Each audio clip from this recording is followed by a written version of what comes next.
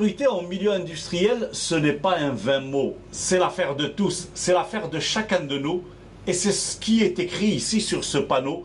Et à l'intérieur de cette vitrine, nous allons découvrir le véritable responsable de la sécurité en milieu industriel. C'est moi, donc c'est toi aussi. Tous les ouvriers qui pénètrent dans cette usine. Dès lors, tout le monde est concerné dès que nous franchissons le portail d'une unité industrielle. Nous devenons responsables de la sécurité.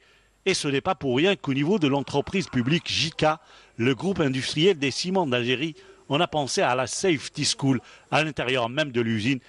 Et c'est par son personnel que tout visiteur doit passer avant toute visite. Les ouvriers connaissent déjà la procédure de sécurité et la cimenterie de Meftah est un véritable exemple en la matière. Notre mission et tâche et objectif au niveau de la Safety School, c'est donner les informations et les règles pour assurer un milieu agréable et sûr pour tous nos employés et même nos sous-traitants et même les visiteurs qui nous viennent d'ailleurs. C'est des règles. Si on peut faire l'appliquer sur notre site, on peut dire qu'on peut réaliser notre objectif en premier lieu, le zéro accident, puis produire et vendre le ciment.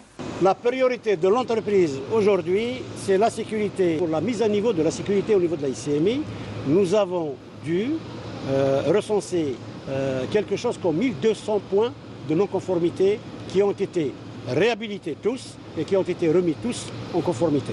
Et à côté de la sécurité industrielle, la protection de l'environnement reste une autre préoccupation majeure pour l'entreprise qui a dépensé des sommes colossales. Le groupe JICA a investi beaucoup d'argent en termes sur l'environnement et sur la sécurité, de manière à ce que le citoyen trouve son confort et de manière à ce que le travailleur travaille dans un environnement sain. J'allais dire, c'est l'ensemble des cimenteries du groupe JICA aujourd'hui qui se sont toutes mises à niveau en termes de réenvolement de poussière ou d'émission des rejets de poussière en atmosphère. L'ancienne technologie qui était des filtres, des électrofiltres, qu'on appelle aussi des filtres à précipitation, aujourd'hui, il n'y en a aucune cimenterie qui a ce type de filtre. Elles ont toutes évolué ou migré ou augmenté en compétences pour s'inscrire dans la nouvelle technologie, c'est les filtres à manche.